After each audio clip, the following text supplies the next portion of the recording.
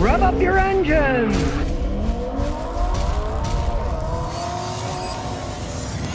I've been working on cars for the last 57 years. And I'm gonna help answer the question for you, is Toyota quality starting to go downhill? Now in the past, people have accused me of being a Toyota fanboy, that Toyota paid me money to see how great their vehicles were. Well, nothing could be further from the truth. Now yeah, I drive a lot of old Toyotas around because they used to make the best cars. I'm a mechanic. The last thing I want to do in my spare time is work on my own stinking cars, right? So I'd buy Toyotas. First one I bought was a 1981 Toyota Corolla SR5 manual speed transmission. It was an excellent car, drove for decades, sold to a customer. They drove it for another 100-something thousand miles. They were pretty much indestructible cars. But today, the beginning of 2025, Toyota indeed has started to slip, as has Lexus. If you just saw the video I recently put up, the big Lexus SUV that the guy paid 85 grand for, and he's already had a bunch of problems, even though it's only got 5,000 miles on it. Now, Toyota started to slip in this 2007 Camry. This is my son's Camry that he gave to my grandson. They built the piston rings wrong and they burn oil. But the rest of this 2000 Camry was so well built, it still runs fine. He just adds oil when he drives from Tennessee to Rhode Island. So he's got to put a quart of oil in, another quart when he comes back. It still runs okay, but it was annoying that Toyota, that have vehicles that could run and run forever with very little maintenance, had an engine like this one. And you gotta say, for the rest of this car, okay, you can see the horrible care that the grandson is taking care of it, right? But it's still running down the road. It still goes quite fine. It can even tow things. And the better side still looks good. Now, granted, this was a Mako paint job. Tells you why not to go to Mako. They did a horrible job. Funny thing was, his mother painted this fender, but Mako did this. And look at the crappy job they did. Of course, now this, you gotta blame a goat on this. You get a goat on the road. But it's still running. The AC still blows perfectly cold. It's never been touched. And if you want to talk about my 07 Matrix, it's the same year as that Camry. They're both 2007. It's had no problems whatsoever because it's got this bulletproof 1ZZ FE 1.8 liter engine. 37 miles a gallon on the highway. Doesn't burn oil. Transmission sifts like a dream. Best car I ever bought. Now, granted, some of these Camrys had the same 2.4 four-cylinder engine that 07 Camry had, and they burn oil too. You don't want to buy one of those. You want the one that's got the 1.8. It's a smaller engine, but it lasts longer. And as time goes on and they get newer, they seem to have more problems. Now, numero uno, biggest reasons they're losing quality is this. Check out this 2002.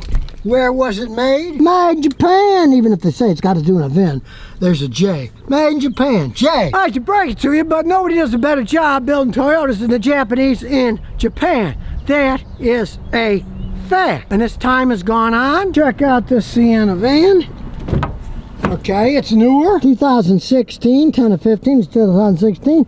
It's made in Indiana. Now, granted, this van hasn't had any particular problems. It's got 100-something thousand miles on it. It's only gone through tires, brake pads, couple batteries, bunch of oil changes.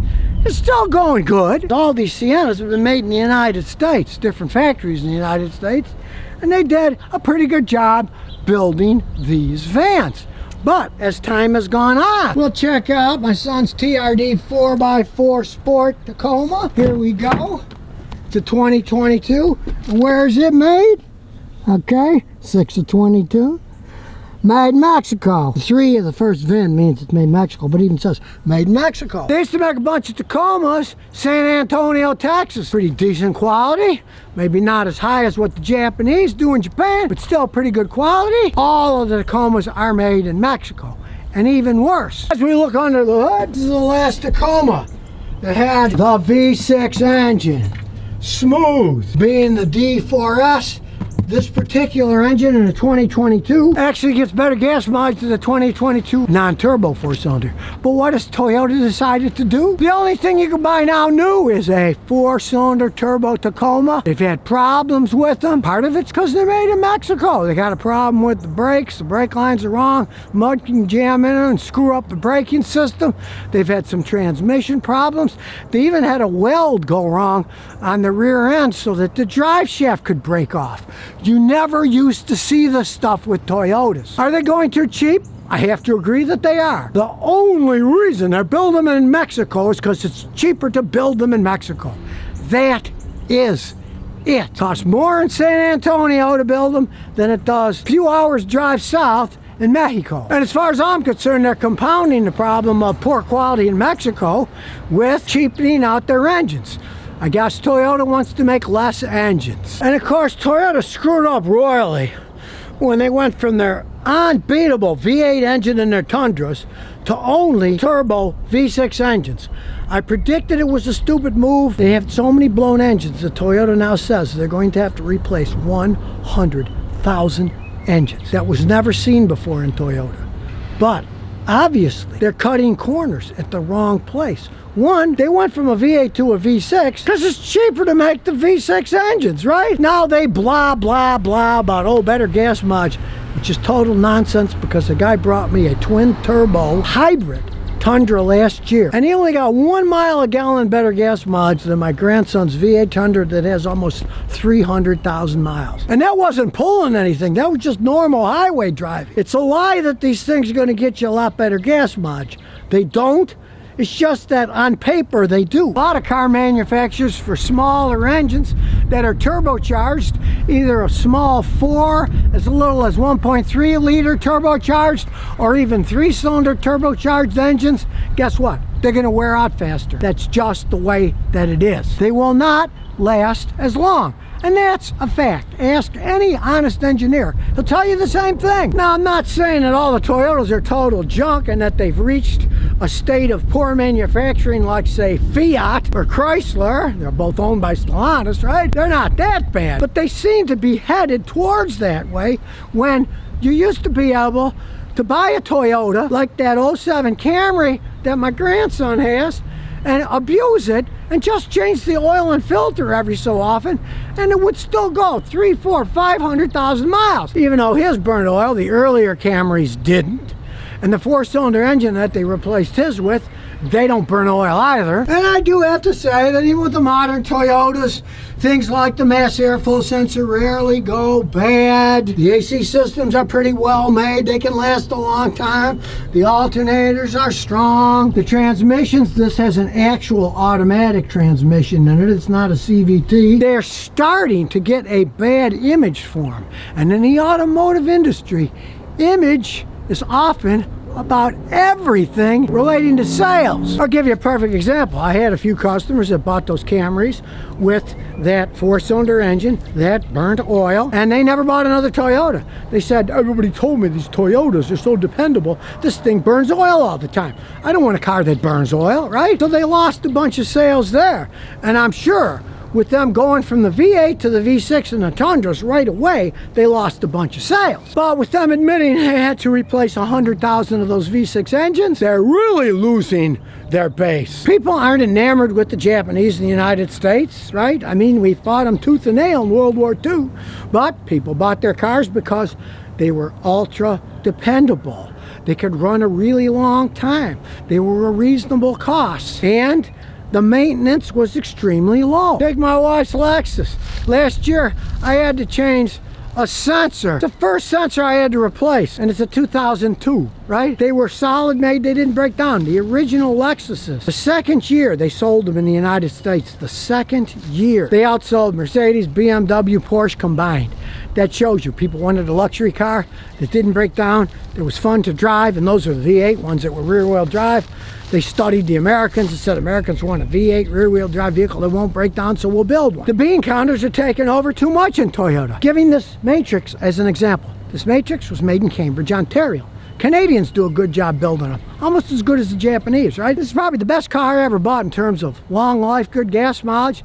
They stopped making them. Did they have problems? Not really. I've seen them with 400,000 or 500,000 miles on. After all, they were originally called Toyota Corolla matrices because they're basically a Corolla frame, engine, transmission, just on a crossover. I don't care. Call it whatever you want. It's like a baby station wagon as far as I'm concerned. But they didn't make enough profit selling these because these were lower priced cars. So what did they do?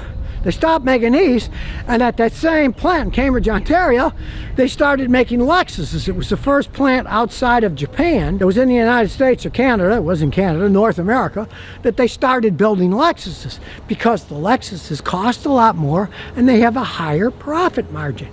They're too busy into chasing the profit margin. When you got a car that can run and run and run, and that is what your clientele wants, if you start selling the more expensive cars, and then those more expensive cars, especially the last few years, start breaking down, you're gonna say, huh, I made a mistake. Just like the guy the other day that brought me a brand new Lexus for 85 grand. He admitted it was a mistake. He said, gee, I'm sorry I bought this car. I don't like the 4-cylinder revving up. Entertainment screen broke, and they said they fixed it, but they didn't fix anything. It still broke the same way, and now he's waiting, and they're telling him, well, the Lexus engineers are trying to figure out what's going on.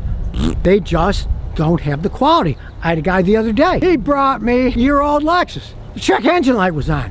Okay? The first time the check engine light came out on my wife's 2002 Lexus was last year, 2024. And it was just a temperature sensor. They're not building them to the quality that they used to build them. And replacing metal parts with plastic parts that are cheap to make, it's more of a cost-saving mentality that they have. The reason that they're making less engines is because it costs them less. They can simplify it. They can use the same engines in different vehicles. If they kept the good engines and gave you a choice, at least, well, you can get a V6, you can get a 4, you can get a turbo 4, whatever. But no, they're trying to push these turbo 4s in everything. Things that they don't belong in. Look at GM, they put a turbo 4 in their big Silverado 1500. What a pile of junk. Then those engines blow at 60,000 miles. They even saw one blow at 16,000 miles. So, Toyota shouldn't be following these people into the chasm of lower quality vehicles that break down more often, because that's not why people buy Toyotas. They want a dependable thing. And don't get carried away with this BS gas mileage ratings. They rate them on dynamometers. If they even rate them, a lot of the information is given by the manufacturers. They don't test every single car for gas mileage that's sold in the United States. It's been estimated that the EPA only tests 15% of the models that are sold in the United States. And the problem is, if you test a turbocharged car on a dyno, you got it at a certain RPM, it's not driving down the road, it's just sitting there at a steady speed, yeah, it works fine, it gets good gas mileage. But people don't drive like dynamometers, right? Problem with the turbo is, people step on the gas, turbo kicks in and it starts revving and going fast. People like that, so they keep their foot on the gas. The gas mileage in a turbo, if you drive like that, will go right down the toilet. I've driven turbo cars that were rated at 30 miles a gallon, and I got 17 the way I drove them when I was testing them. And to me, it's really sad. I mean, my son bought this 2022 Tacoma V6 because he wanted something to pull boats, something to go off-roading, and it's the last one that they said they were going to make with a V6 engine. They're all turbo 4s now. And that's not what people want. They should give people a choice. Hey, they also own another Tacoma that's just a plain old 4-cylinder that's 6 years older than this. They use it as a work truck to fix stuff up with. It's only 2-wheel drive, and it's a great truck. Runs kind of slow, but people want a truck like that that's kind of slow and runs forever. Let them have the choice. Now, the one thing that I have to say in favor of Toyota is, generally, over the years, Toyota has shown that they learn from their mistakes and make them better. So, we can complain to Toyota. We hate your turbo 4s. We hate your twin turbo V6s and the Tundras. We don't like what you're doing. And if enough people don't buy them, they buy other people's cars, guess what? They'll drop them like a lead balloon. Just like these companies are dropping electric vehicles like a lead balloon. They're not making the ones they were planning on making. They're not even building the factories that they were going to build to make electric cars. They're dropping electric cars. Well, Toyota, you were smart. You didn't go big into battery electric cars. You went into hybrids. You do a good job building hybrids. But hey, you're making some mistakes. You should listen to us and go back to your old ways of bulletproof cars that could run forever. So if you never want to miss another one of my new car repair videos, remember to ring that bell.